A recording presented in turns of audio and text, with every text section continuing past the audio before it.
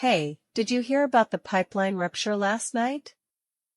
The entire crew is being called in for emergency repair welding. Repair welding, that sounds intense. What exactly does it involve? Repair welding is the process of fixing or restoring damaged metal components or structures by welding. In this case, we'll be patching up the ruptured section of the pipeline. I see.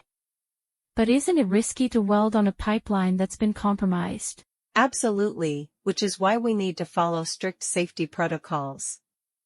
First, we'll have to carefully inspect the area and ensure it's properly vented and free of any flammable gases. That makes sense. And then what's the next step? Once the area is secure, we'll need to prepare the surface by grinding away any corrosion or debris. Then, we'll preheating the metal to the required temperature for welding. Preheating. I didn't know that was necessary for repair welding. It's crucial, especially for thick-walled pipes.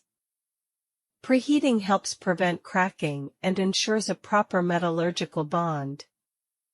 After that, we'll lay down the weld beads to seal the rupture. I can imagine the welding itself will be quite challenging, given the confined space and awkward positions.